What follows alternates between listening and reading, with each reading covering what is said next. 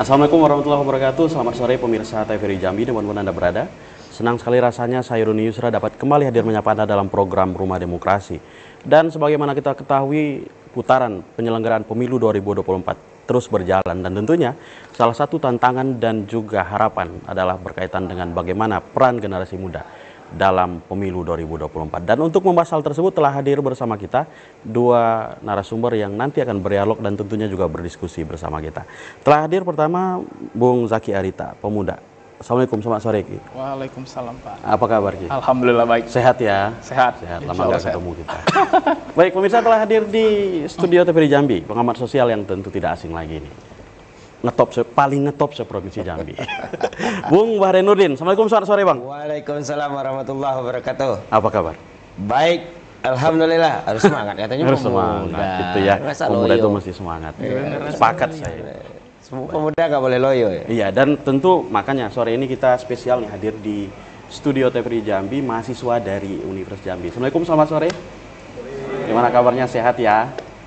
Ya, baik. Pemirsa, selama 60 menit ke depan kita akan berdialog dan berdiskusi berkaitan dengan peran generasi muda dalam menyongsong pemilu tahun 2024. Baik, saya ke pemuda dulu nih Bang, mestinya Bang. Baik, Zaki, dalam konteks pemuda hari ini ya, dan pemilu 2024. Tentu bicara pemuda ya, saya sepakat dengan beberapa orang yang mengatakan ya jangan pemuda itu selalu dianalogikan sebagai pemilih pemula, ada juga orang tua pemilih pemula gitu ya. Nah, kalau bicara pemilu 2024 bagi generasi muda, apa sih tantangannya? Tantangannya yang pasti pertama, anak muda hari ini galau Pak. Galau. Galau. Karena yang pertama, anak muda galau kenapa? Sekarang kita tuh ngerasa mungkin para calon kontestan Ya. itu jauh di mata, dekat di billboard, Jauh di mata, dekat di billboard, dekat di spanduk, dekat di spanduk. dekat di baliho. Artinya Anda mengatakan bahwa justru kontestan kita hari ini tidak hadir di tengah pemuda. Ya. Beberapa mungkin ada yang hadir, tapi beberapa juga ada yang nggak kerasa. Sebenarnya diharapkan dari itu apa? Apa sebenarnya? Contohnya gini lah Pak, ada calon, mungkin ada calon, dia ada di billboard segala macam, pokoknya di seluruh rame jalan lah itu ya. kayaknya rame lah ya. Kan sekarang ada media sosial Pak, anak muda itu kan deket banget sama media sosial. Gitu ya. Anak muda dekat dengan media sosial, dia bisa ngupload foto dia ataupun ngupload video dia, tapi caption di media sosial itu nggak ada memberikan isi ataupun sesuatu apa yang pengen dia sampaikan, apa yang pengen dia bawa, apa yang pengen dia lakukan ketika dia jadi gitu loh. Atau sebenarnya sudah dilakukan tapi memang bahasanya bukan bahasa anak muda. Ya mungkin bisa juga, tapi beberapa yang saya lihat Pak, kayak gitu kejadiannya. Padahal kan dengan mereka ngasih tahu di caption, misalnya di caption itu dikasih tahu, saya melakukan ini di kelurahan ini karena saya membutuhkan, karena saya mau menyalurkan aspirasi saya. Saya pengen membuat A, B, C, D, gitu-gitulah Pak. Harusnya kan ya mereka bisa buat caption yang lebih menarik gitu supaya anak muda mau membaca ataupun mau melihat apa yang dia sampaikan. Artinya bagaimana para kontestan hari ini hadir di tengah generasi muda. Ya. Tanggapan Anda Bung Baren, setuju dengan itu? Iya. Ada fenomena artinya dekat jauh di mata, jauh di hati, tapi dekat di billboard gitu. Fenomena politik pencitraan, mungkin Ya. bahasa adunya seperti itu. Baik, terima kasih Bang Doni. Mari kita ngelihat sedikit keberadaan anak muda dalam pemilu 2024 mendatang. Kalau BPS nasional itu, kalau saya nggak hilap, di tahun 2023 itu mencatatkan 37,92% itu berumur 17 sampai 35 tahun. Ya. Dan dalam undang-undang pemuda Ya, disebut itu sebagai ya pemuda. Ini kan anak muda yang juga tentunya sudah memiliki hak pilih. Sementara untuk di Jambi, kalau salah nanti dikoreksi, karena saya juga agak ngeri bermain dengan statistik, tapi gambarannya saja. Itu kalau saya nggak hilap itu sekitar 59,2%. Itu berumur 17 sampai 35% tersebut. Pemilih di Provinsi Jambi, anak muda. Lebih dari separuh. Lebih dari separuh. Ini adalah sebuah potensi yang besar. Iya. kita tidak hanya melihat pemilu sebagai sebuah prosesi untuk memilih seorang pemimpin, caleg, gubernur, wakil gubernur, bupati. Tetapi kita melihat pemilu adalah sebuah sarana untuk mendapatkan pemimpin yang legitimate, yang nanti akan membawa kesejahteraan masyarakat. Iya. Jadi pemilu hanya sebagai wadah dan cara yang bisa kita lakukan. Endingnya adalah terpilihnya pemimpin yang legitimate, yang berkualitas, sehingga dapat membawa kepada kesejahteraan rakyat. Kalau begitu, kalau kita ngelihat jumlah yang prosentase tadi, kalau begitu berarti generasi muda memiliki peran yang amat sangat besar dalam untuk mencapai tadi, yaitu kesejahteraan rakyat. Melalui apa? Terpilihnya pemimpin yang legitimit, pemimpin yang sesuai. Persoalannya adalah apakah kemudian pemuda-pemuda kita sudah memiliki kecerdasan di dalam menentukan pilihannya untuk menentukan pemimpin tersebut. Apalagi tadi bicara angka lebih dari separuh pemilih Jambi. Kalau salah nanti tolong itu dikoreksi. Nah, maaf, kalau begitu sebenarnya sebagaimana tema kita hari ini, bagaimana sebenarnya anak-anak muda ini betul-betul berperan aktif. Ya.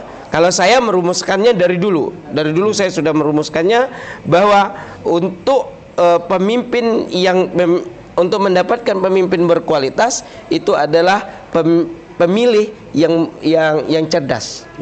Ya, jadi kita memiliki orang mengatakan pemilih pemula. Buat saya adalah anak-anak muda ini adalah pemilih-pemilih ideal. Ya, pemilih-pemilih yang melakukan pemilihan itu berdasarkan idealisme. Nah, lalu justru itu pertanyaan yang menarik, Bang. Sejauh mana sebenarnya pemilih pemuda kita, generasi muda kita hari ini itu sebenarnya masih mempertahankan idealismenya dalam memilih? Nah, ini mungkin yang memang harus kita gali ya, kawan-kawan. Saya rasa di sini ada kawan-kawan mahasiswa, bagaimana kemudian literasi, bagaimana pemahaman, bagaimana voter education, bagaimana pendidikan pemilih itu sudah dilakukan atau tidak. Nah, kita memang ya, saya minta maaf, dari dulu saya harus sampaikan bahwa partai politik kita itu belum berperan maksimal dalam melakukan pendidikan politik terhadap para pemilih, terutama kepada kawan-kawan generasi muda. Artinya yang punya peran di sini adalah partai politik? Salah satunya.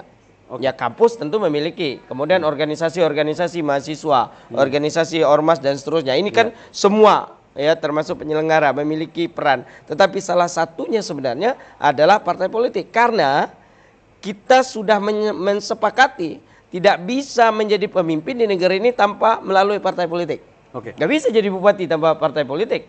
Ya, boleh sih melalui jalur independen. Tapi hari ini faktanya kita melihat, ya, partai politik masih memegang peran yang sangat penting. Nah, saya rasa di sini memang bagaimana kemudian anak-anak muda, memang sebagaimana disampaikan oleh Bung Zaki tadi, bagaimana anak-anak muda kemudian betul-betul mengedukasi dirinya untuk berperan aktif di dalam demokrasi bangsa ini. Saya kemarin mencatat ada 10 paling tidak.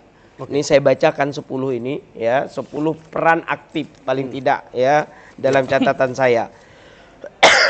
10 peran pemuda pada pemilu 2004. Yang pertama, meningkatkan partisipasi. Ya, mereka harus berpartisipasi aktif. Ya, ikut di dalam diskusi dan seterusnya. Yang kedua, mendorong edukasi politik, terutama kawan-kawan di kampus misalnya. Bagaimana diskusi-diskusi di kampus itu adalah diskusi bagaimana kita menghadapi pemilu 2024, maaf. Ya, bagaimana diskusinya tidak hanya sekedar bicara status mantan misalnya, cuma melototin media sosial mantan, tetapi lebih banyak berbicara tentang pemilu ke depan. Yang ketiga, yaitu menggalakkan diskusi-diskusi publik. Nah, ini peran daripada kawan-kawan generasi muda nih. Keempat, menggunakan medsos dengan bijak.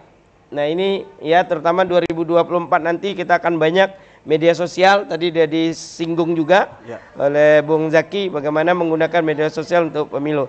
Yang kelima, menghindari money politik. Nah, saya sangat berpositif thinking kepada generasi muda. mudah-mudahan positive thinking saya ini terbukti bahwa mereka belum tergiur pada money politik. Saya nggak tahu, nanti kita coba eksplorasi. Apakah masih tergiur oleh amplop ya? Misalnya, saya berharap tentunya tidak gitu ya. Bahwa mereka menentukan pilihan bukan karena amplop, tetapi memang dengan kajian-kajian bahwa mengapa Anda memilih caleg A, mengapa Anda memilih calon bupati B, calon gubernur C misalnya, itu dengan kajian dan pilihan yang ideal. Keenam, saya lanjut dulu ya. 10. Yang keenam, menggagas solusi inovatif. Ya, kawan-kawan generasi muda itu memberikan solusi-solusi yang inovatif. Yang ketujuh, mengajak rekan sebaya. Ya, bagaimana yuk, karena diskusi-diskusi di antara mereka itu sangat efektif. Yang kedelapan, mendukung pendidikan pemilih. Kemudian yang 9, memperjuangkan isu-isu penting. Ya, selalu isu-isu penting yang ada tentang kepemiluan. Yang terakhir adalah berpartisipasi dalam organisasi politik atau parpol. Ya, mungkin kalau kawan-kawan bukan mahasiswa atau anak-anak muda yang luar sana bisa berpartisipasi. Nah, 10 ini memiliki ladang yang sangat luas menurut saya. Bagaimana anak-anak muda, terutama di Provinsi Jambi, mereka berperan aktif ya di dalam menghadapi pemilu 2024. Ya, baik. Ini berkaitan dengan statement terakhir Bang Bahren. Berpartisipasi aktif di dalam penyelenggaraan politik, salah satunya partai politik. Justru ada pertanyaan, bagi anak muda hari ini masih menarikkah jadi politisi? Atau justru bukan pilihan lagi?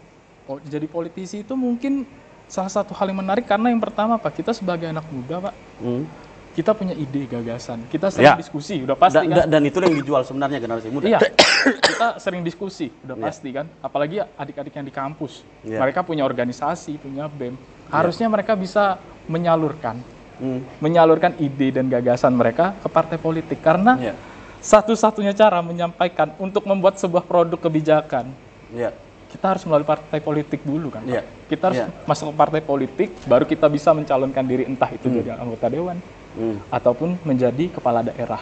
Tapi justru pertanyaan, mungkin kembali ke pertanyaan dasarnya Zaki, yang tadi, apakah hari ini menjadi politisi itu bagi generasi muda ini cocok tidak di saat pertama kali keluar dari kampus, atau terpikirkan tidak di saat di kampus atau baru keluar dari kampus gitu, atau mencari alternatif lain hari ini?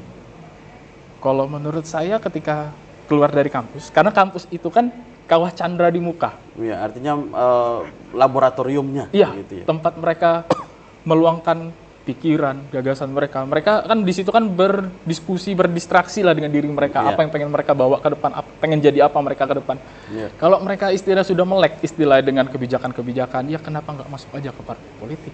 Iya. Karena ya kenapa nggak mengikuti sarana yang sebenarnya? Iya, kenapa nggak langsung? Kalau emang pengen membuat kebijakan ya masuk aja lah ke partai politik. Karena ya itu yang paling pas kayaknya hari ini. Nah, kalau Zaki sendiri memandang nih generasi muda hari ini di Jambi lah khususnya, saat kita berbicara penyelenggaraan pemilu 2024, sejauh mana sebenarnya pemuda-pemuda itu berperan, baik dalam konteks sebagai peserta, penyelenggara, atau dalam konteks apapun itu menuju pemilu 2024? Kalau nggak salah kan udah banyak banget ya calon-calon anggota legislatif yang usianya di bawah 30 tahun kayaknya banyak banget dari Provinsi Jambi terutama kayaknya kita lihat udah banyak baliho macam kan mereka masang.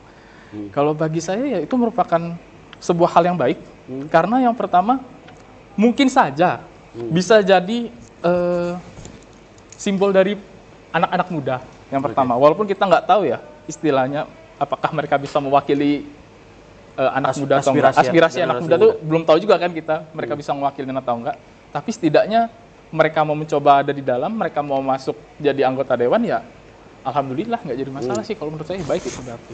Anda melihat itu Bang Bahren? Ya, kalau saya melihatnya adalah, saya pernah menulis sebuah artikel bahwa caleg muda itu tidak ada yang salah di sana. Tetapi yang harus kita lihat hari ini, jangan sampai itu hanya menjadi euforia.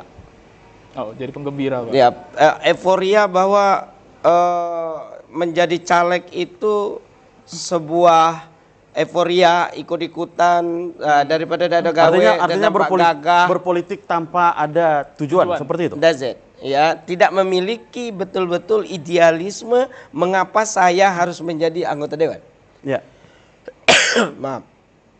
Karena memang sebenarnya untuk menjadi seorang anggota legislatif, kita fokus ke sana dulu paling tidak ya, menjadi dia harus membawa ide dan gagasan yang seperti yang kita bahas tadi, yang endingnya adalah bagaimana dia memperjuangkan rakyat yang bisa menciptakan kesejahteraan rakyat melalui kebijakan dan paling tidak melalui 3 fungsinya, yaitu budgetnya, legislatornya, ya, anggaran ya. Nah, dengan 3 fungsi ini kemudian dia membuat kebijakan ini yang endingnya nanti adalah bagaimana dia membantu rakyat.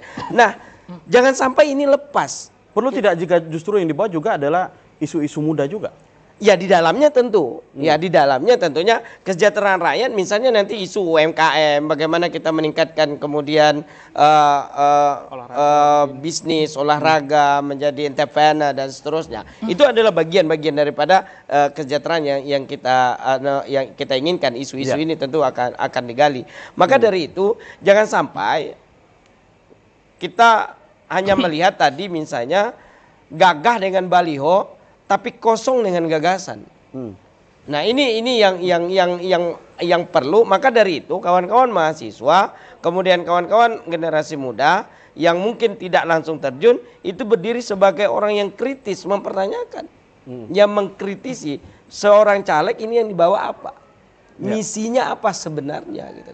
Nah kalau gagal kita menggali misi, kemudian menggali visi yang ingin dibawa oleh seorang anggota dewan, maka kita nanti akan terpilihlah anggota-anggota dewan yang hanya mementingkan kelompoknya, yang mementingkan dirinya, yang penting gagah dengan mobil dinasnya, yang penting bisa dan seterusnya. Daripada begitu ya, banyak daripadanya. Atau memang hanya sebagai daripada udah ada gawe kan, atau daripada udah ada kerjaan kan, lumayan gitu kan. Kalau ditanya calon mertua, caleg gitu kan. Nah, jangan sampai ini yang terjadi gitu. Kita tidak ingin bahwa seorang memutuskan untuk menghibahkan dirinya untuk menjadi calon legislatif dan kemudian dia terpilih menjadi anggota legislatif, maka dia harus memiliki misi suci. Yaitu membawa kesejahteraan rakyat melalui fungsinya sebagai anggota dewan. Baik, saya ke Zaki lagi. Zaki, apa sebenarnya yang dicari generasi muda? Yang dicari generasi muda sekarang. Programnya kah? Sosoknya kah? Atau apa ya? Jadi ada 2 tipikal Pak kalau dilihat sekarang itu. Sekarang ada yang melihat, anak muda itu melihat dengan politik gagasan mungkin.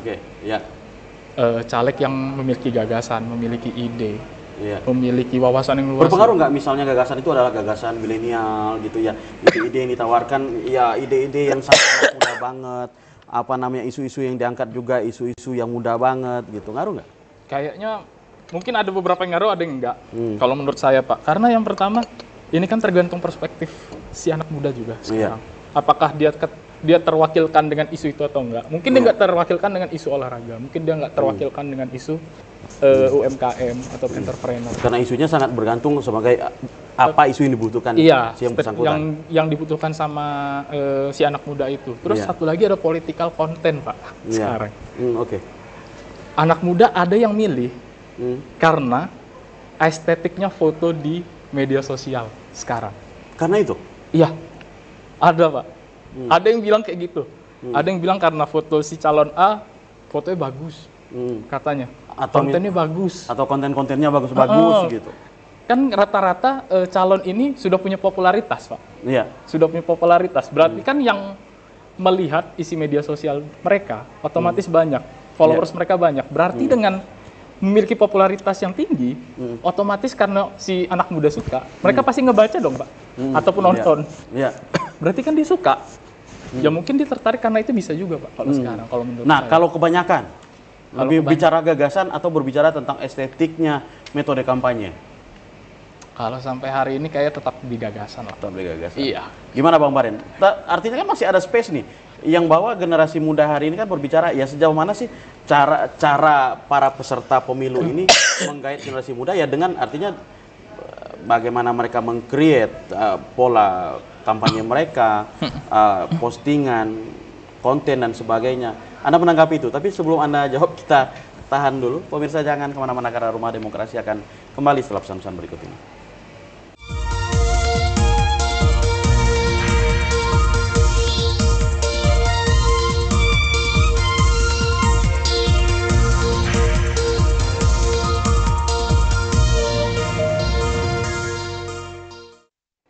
Baik, terima kasih pemirsa masih bersama kami dalam program Rumah Demokrasi dan kita masih membahas berkaitan dengan peran pemuda dalam penyelenggaraan pemilu 2024. Baik, Bang Baren, terpotong iklan tadi. Ya, ada dua kalau versi generasi muda ini, melihat gagasan dan melihat bagaimana mereka meng-create kampanye mereka, konten lah kita bicara gitu. Anda setuju bahwa pemuda hari ini masih banyak bicara, lebih tertarik dengan gagasan? Saya justru lebih setuju sebenarnya kalau ini bisa dikombin dengan baik. Bahwa ide gagasan yang baik, jika tidak di-packing dengan baik, maka dia tidak akan tersampaikan.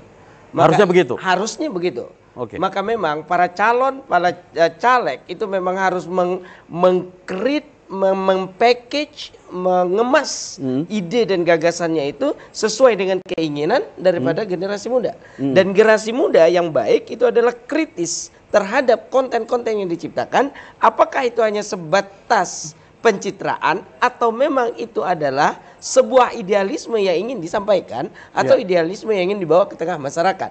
Nah, di situ titiknya bagaimana kawan-kawan mahasiswa, bagaimana anak-anak muda hari ini tidak boleh hanya tergiur oleh konten yang baik tetapi kosong di dalamnya, tetapi juga bagaimana kemudian karena gagasan yang baik tidak disampaikan dengan baik itu juga tidak akan menghasilkan ide yang baik gitu ya, tidak akan tersampaikan ke tengah masyarakat.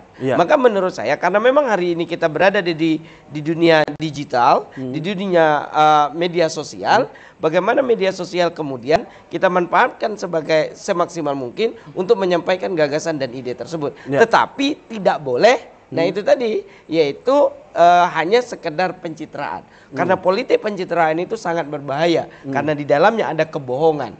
Jangan kita hari ini rasanya anak-anak muda tidak boleh lagi lah dibohongi. Mulai mau pemilu mulai pakai kopiah pakai sorban tapi ke masjid nggak pernah misalnya. Tapi Bang Baren bukan gitu ya. Pakai peci memang tiap harinya gitu ya. Ya kita kan melihat hari ini kita ngelihat baliho-baliho yang ada hari ini gitu ya. Pakai sorban, pakai kopiah, pakai ini. Tapi coba lihat dia hidupkan masyarakatnya. Anak-anak muda boleh tanya, tinggal di sekali-sekali datang di lingkungan dia. Pak, caleg Atu tinggal di sini. Iya. Berapa kali dia ke masjid? Jangan-jangan sorban itu hanya dibutuhkan untuk ke studio waktu foto doang, habis itu hilang ya, nggak tahu di mana. Gitu. Nah, anak-anak muda harus memberikan kritis itu. Justru misalnya dia berperan, sebagaimana saya sampaikan salah satu daripada peran tadi, ini bisa disampaikan ke masyarakat. Hey, yang namanya caleg ini ternyata sorbannya hanya untuk studio berfoto di tengah masyarakat. Di kita nggak pernah. Nggak apa-apa. Justru pemuda berbicara. Iya nggak apa-apa. Tapi ya jangan vulgar dengan kemasan yang baik. Dia sendiri sholat di situ, dia segala macam di situ misalnya. Tapi menggambarkan bahwa di sana ada caleg yang sesungguhnya tidak ada ketemu di masjid. Nah hal-hal yang seperti ini. Tapi ya jangan pula, woi bapak ini nggak pernah sholat. Nah itu nanti kena IT pula yang masuk penjara yang ada. Ya, artinya dengan komunikasi itulah yang perlu kita bangun. Disitulah kreativitas muda. Baik, Zaki, salah satu indikator ini saya mencatat ada 10 dan salah satu ini menarik ini dan bukan hanya di generasi muda sih, tapi perlu ditanyakan dengan generasi muda hari ini. Masih tergiur dengan money politik? Kayaknya enggak lah, Pak.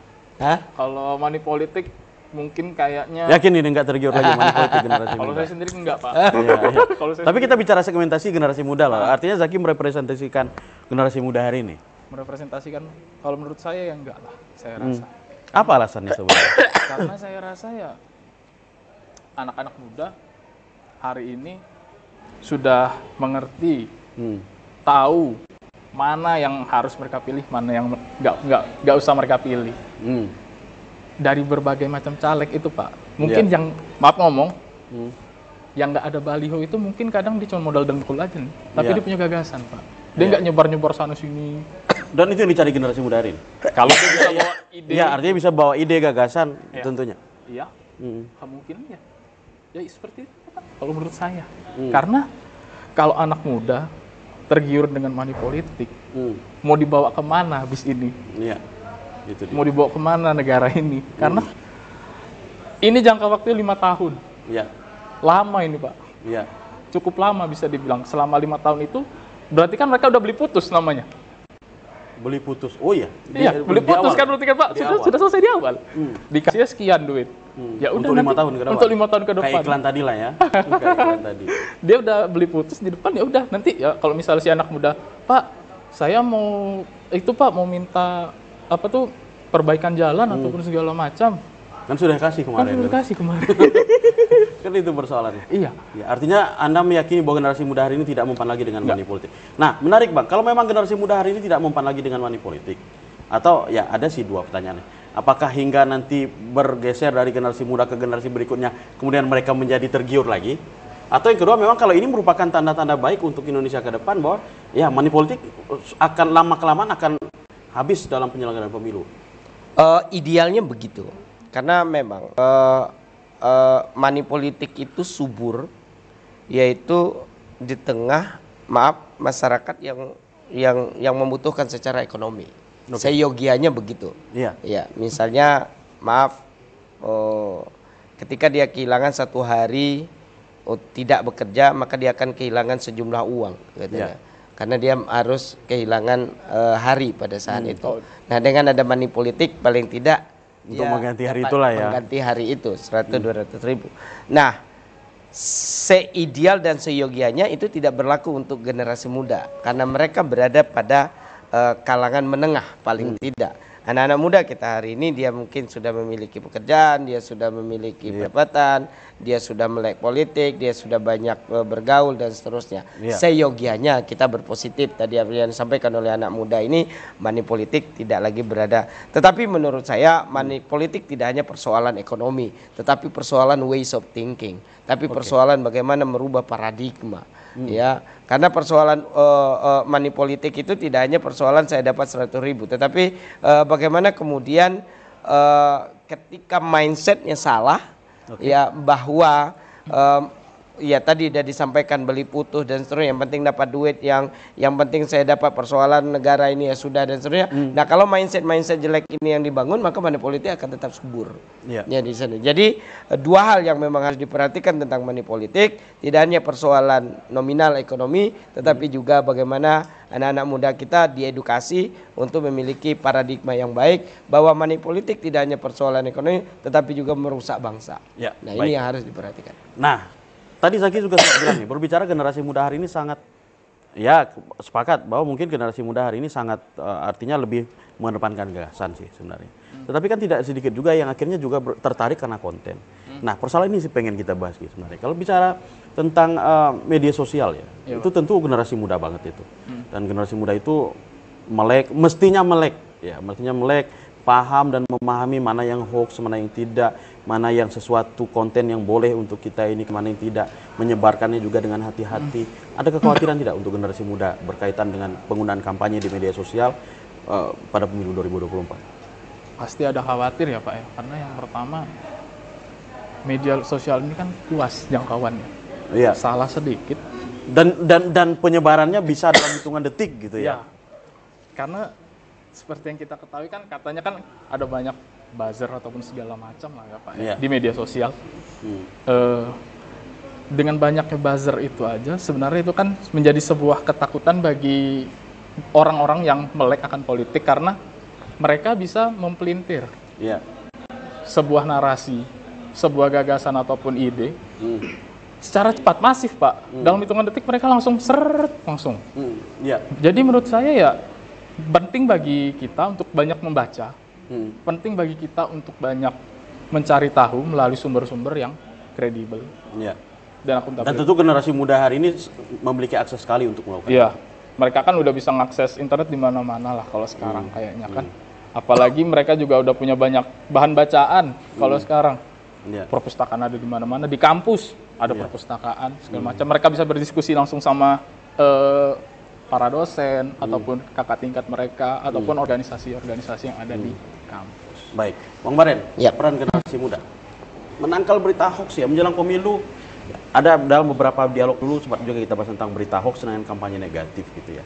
Tapi kita tidak berbicara dalam konteks mana yang melanggar hukum atau tidak melanggar hukum, tapi bagaimana generasi muda berperan. Apa yang harus dilakukan? Atau jangan-jangan justru aktornya generasi muda ini? Iya, jangan sampai ya.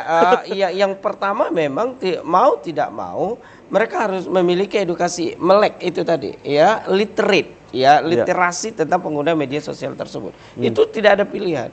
Bahwa mereka ketika mendapatkan sebuah berita, ketika mereka mengakses sebuah informasi, mereka harus mampu untuk melihat sumber informasi tersebut. Sehingga mereka tidak mudah serta-merta menerima sebuah informasi. Karena hari ini jangankan bacaan, jangankan video, hari ini sebuah foto dengan satu caption itu sudah memiliki makna ya. Dan bisa ditafsirkan berbeda-beda. Baik, Macam-macam. kita tahan dulu Bang Baren. Pemirsa jangan kemana-mana karena Rumah Demokrasi akan kembali setelah pesan-pesan berikut ini.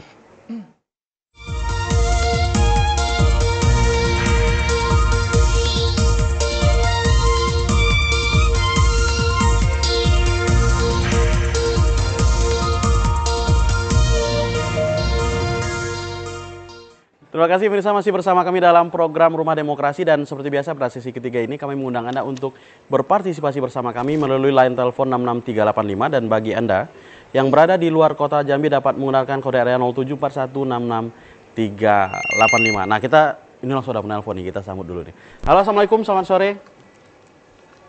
Halo. Halo. Halo, Assalamualaikum. Ini juga Selamat sore, dengan siapa, di mana? Yudi di Telanai. Oh, apa kabar Pak Yudi? Ya, sehat. Baik, silakan Pak Yudi, singkat saja karena ini ada juga mahasiswa hari ini. Baik, Doni. Tapi kurang baik terhadap situasi asap kita di Jambi ini. Baik. Ini membuat merugikan masyarakat. Masuk kita semua nih. Baik, sebelum saya coba untuk menanggapi persoalan judul kita ini, saya sapa dulu yang terhormat Bung Bahren Nurdin, ya, SSMA yang tidak asing lagi, pengamat politik kita. Yang kedua ada Bung Zaki dari TES. Jadi ini generasi Z. Jadi sebenarnya yang kita bicarakan ini memang kita harus mempersiapkan. Jadi partai politik, elit politik, dia tidak harus memonopoli dirinya. Dia akan habis generasi itu. Makanya 2045 generasi emas itu akan dipimpin oleh Bung Zaki ini. Dan itu.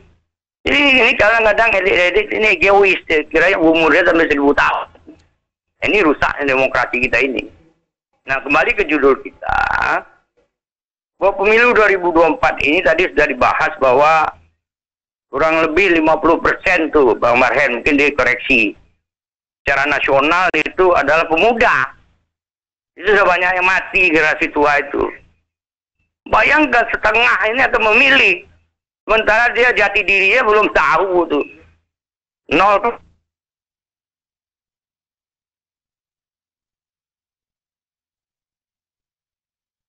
Baik, sepertinya terputus Pak Bung Waret. Mungkin ini dulu kita minta tanggapan dari kawan-kawan mahasiswa. Ada yang ingin memberikan tanggapan? Mungkin yang pertama? Ya, silakan. Mohon berdiri. Ya, saya ingin bertanya terkait dengan tema kita hari ini, yaitu karena kami anak muda ingin kalau ada yang mewakili kami di legislatif nantinya, tentunya kami mengharapkan ada perwakilan anak muda yang ingin mewakili kami. Tentunya ini juga menjadi sebuah problem sebenarnya. Bagaimana keterwakilan anak muda ini bisa untuk berkontestasi dengan generasi-generasi tua yang kita tahu bahwa sudah menjabat 3 sampai bahkan ada yang 4 periode yang duduk di legislatif itu tersebut. Dan juga ini tentunya tidak mengenal dengan namanya masa periodisasi. Itu yang menjadi diskusi-diskusi kami di kampus, bagaimana periodisasi anggota dewan ini. Dan juga kami pikir jikalau anak muda ini satu pikiran dengan kami, tentunya mungkin ada perwakilan anak muda yang akan duduk di bangku legislatif itu tersebut.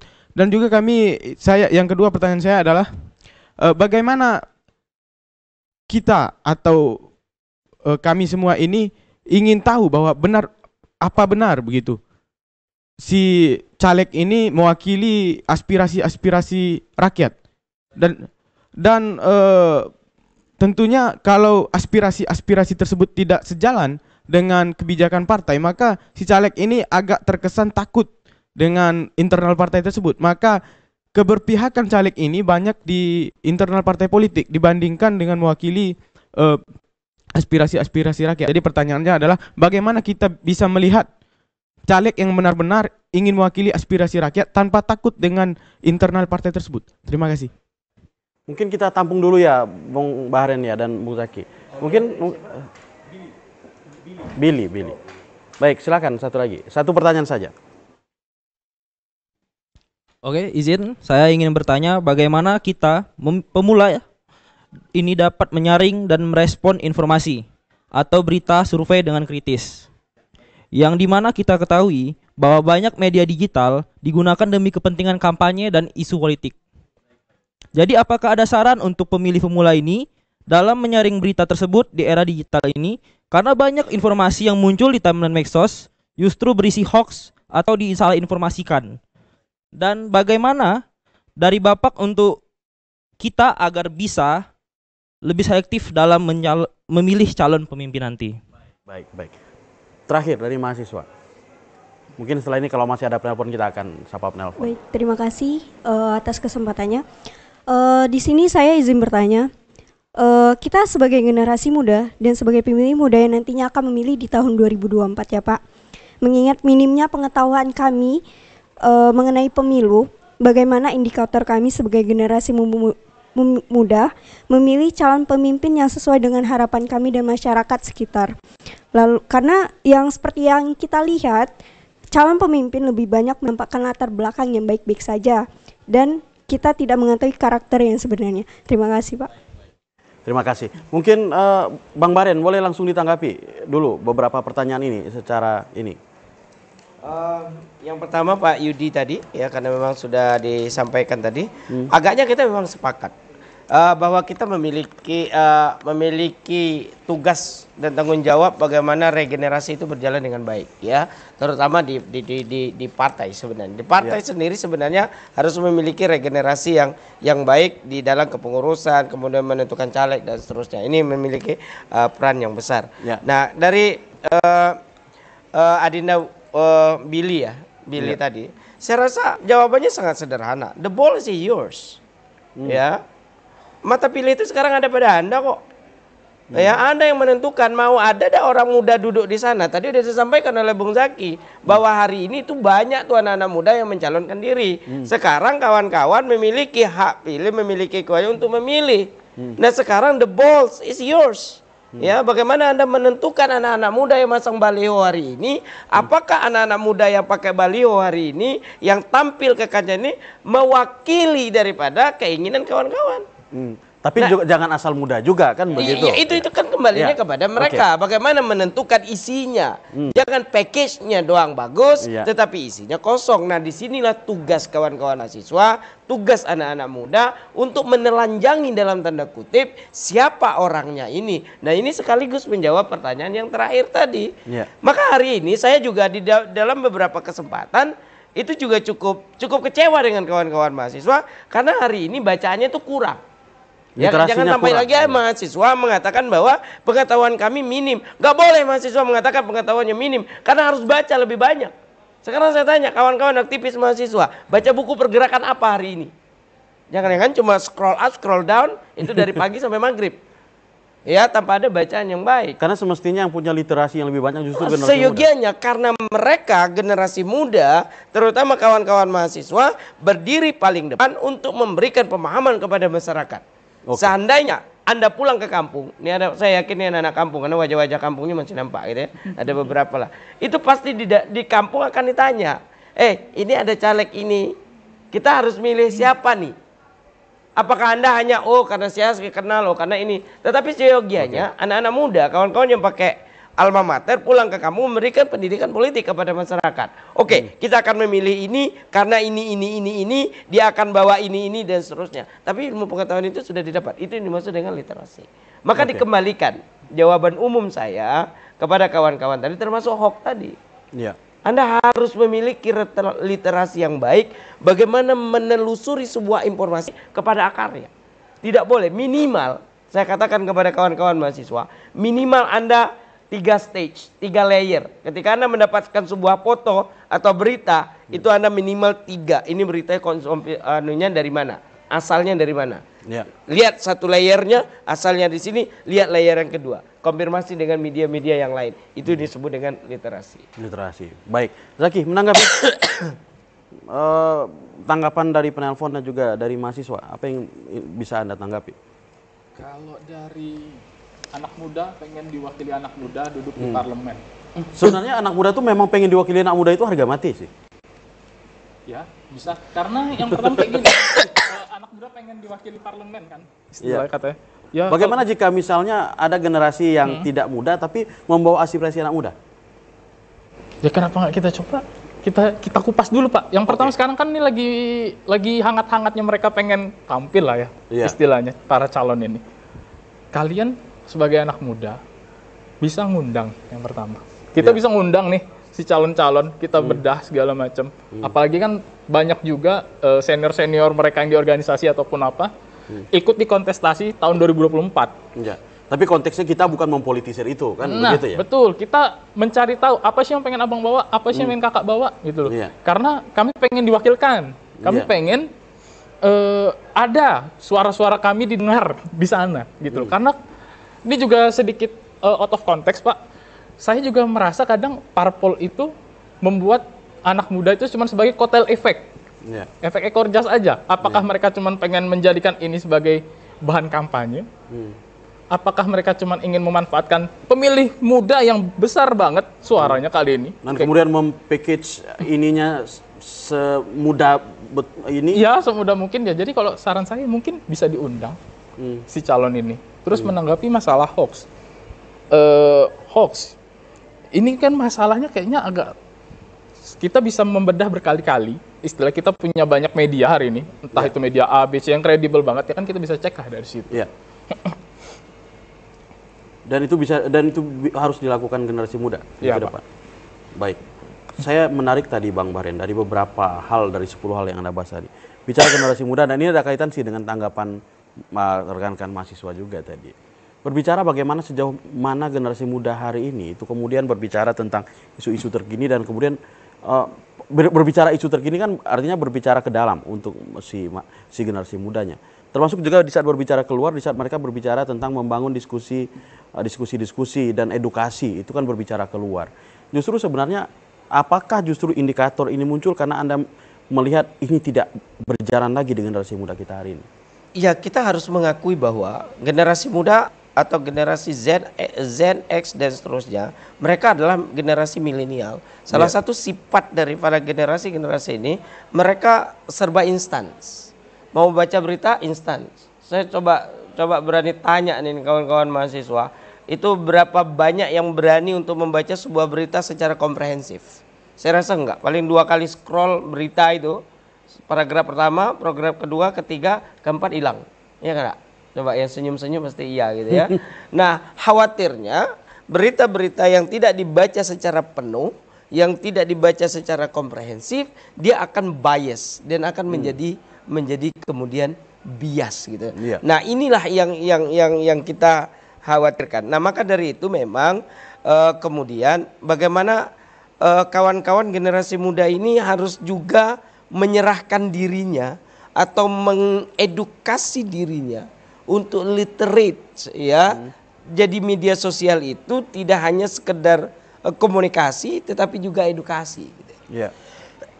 Tapi Anda melihat itu berjalan hari ini di generasi muda kita. Kita berbicara membahas gagasan tapi lalu bagaimana dengan saat generasi muda hari ini berperan sebagai sarana edukasi itu sendiri? Setidaknya bagi sesama mereka. Ya, kita mungkin perlu kajian lebih dalam ya, karena perlu karena tidak boleh justifikasi karena nanti anak-anak. Tetapi paling tidak beginilah, kita bisa menyampaikan harapan-harapan lah paling tidak ya. Bagaimana kita menghadapi pemilu 2024 ini, anak-anak yang di tangannya sekarang memiliki gadget, yang memiliki handphone, bagaimana memaksimalkan kemudian gadget yang ada di tangannya, jaringan internet yang begitu mudah hari ini digunakan secara positif, berkontribusi untuk pemilu 2024. Nah, salah satunya itu tadi bagaimana menghindari hoax, bagaimana memberikan edukasi kepada masyarakat. Ini tidak hanya begitu yang bisa kita lakukan. Baik, saya ke Bung Zaki. Zaki, di generasi muda hari ini, sejauh mana artinya gini, sejauh mana berbicara tentang isu-isu dan gagasan itu menarik. Terutama berbicara tentang pemilu dan politik tentunya. Yang pertama kan Di tongkrongan-tongkrongan membahas, ada tidak bahasan-bahasan generasi pasti muda ya Pak. bicara itu aja? Apalagi kan sekarang lagi Momennya ya. momennya banget, Oke. hangat. Paling ya isu terhangat sekarang itu kan ya mungkin Iya. si A dekat dengan si B, si C dekat dengan si D ya. Jadi pembahasan yang sangat menarik lah. Dan itu kan bisa kita lihat kemarin kayak ada di suatu kanal di media sosial kan. Iya. Ada membahas bedah calon segala macam, ada beberapa calon yang ditampilkan. Kan itu kan cukup trending ya kemarin. Iya. Cukup banyak dibahas. Ya menurut saya itu juga menjadi indikator bahwa ya anak-anak muda sekarang benar-benar melek. Mereka merasa suara mereka berharga kali ini di 2024. Apalagi bagi mereka yang baru akan memilih. Iya. Bagi mereka ya ini waktunya saya untuk memilih, ya saya harus melek, saya harus nyari tahu. Ya. Saya pengen saya terwakilkan. Saya pengen pemimpin yang saya pilih itu sesuai dengan apa yang saya pikirkan, apa yang ada di isi apa yang ada di dalam isi kepala saya. Dan gagasannya gagasan anak muda seperti itu. Ya. Betul, Pak.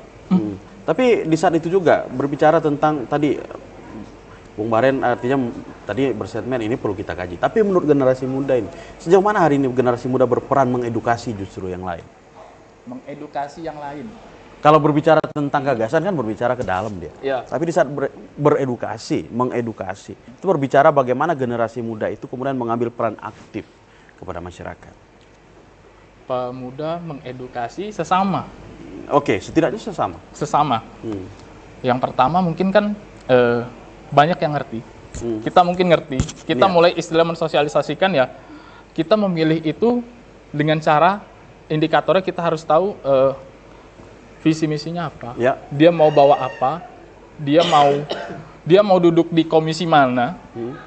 Kan itu banyak tuh komisi. Ya. Kalau di DPR RI dari Ya. 1 sampai 11. Itu kan bisa mewakilkan sebenarnya Pak. Dia misalnya mau duduk di komisi 5. Isu ini kan berarti kan tentang perhubungan Kemenpu, Iya. berarti kan masalah infrastruktur. Jadi mereka bisa istilahnya mungkin memberikan masukan-masukan kepada si calon. Ya. Ya kalau saya pengennya diwakilkan di situ. Dan dalam hal ini dia memberikan masukan kepada ini. Ya. Baik, kita tahan dulu Bung Zaki dan Bang Baren. Pemirsa jangan kemana-mana karena Rumah Demokrasi akan kembali setelah pesan-pesan berikut ini.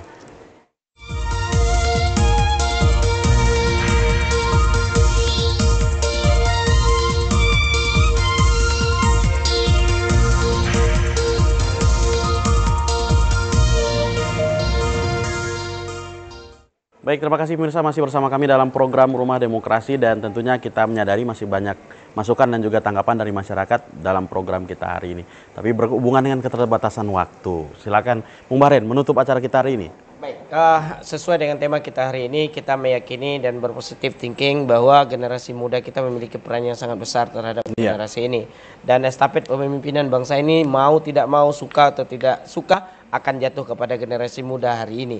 Maka dari itu kita melihat bahwa pemilu 2024 tidak hanya sekedar menyoblos, tetapi adalah menentukan masa depan. Nah, ini Pak, pemikiran yang seperti ini harus ditanamkan, harus dimiliki oleh anak-anak muda. Jadi jangan hanya sekedar pergi ke TPS, tetapi adalah bagaimana menentukan nasib bangsa ini. Baik. Maka dari itu kita berharap kepada anak-anak muda, memilihlah dengan idealisme, memilihlah dengan gagasan-gagasan, memilihlah bukan karena money politik dan seterusnya. Baik. Demikian. Zaki, singkat saja. 2024 sudah dekat. Ya. Suara anak muda itu berharga di 2024. Pilih sesuai dengan apa yang jadi keinginan, apa yang terwakilkan oleh anak muda. Jangan memilih karena money politik. Sama isunya ya. Yang penting jangan karena money politik. Jangan karena money politik karena memang pemilih pemula itu kan pemilih muda itu sudah 52% secara nasional. Jadi kalau bisa ya memilih yang terbaik untuk Indonesia. Untuk Indonesia ke depan. Baik. Terima kasih atas kehadirannya Zaki Arita dan Bang Baren Nurdin dalam dialog Rumah Demokrasi hari ini. Kita akan jumpa lagi Bang dan Bung Zaki.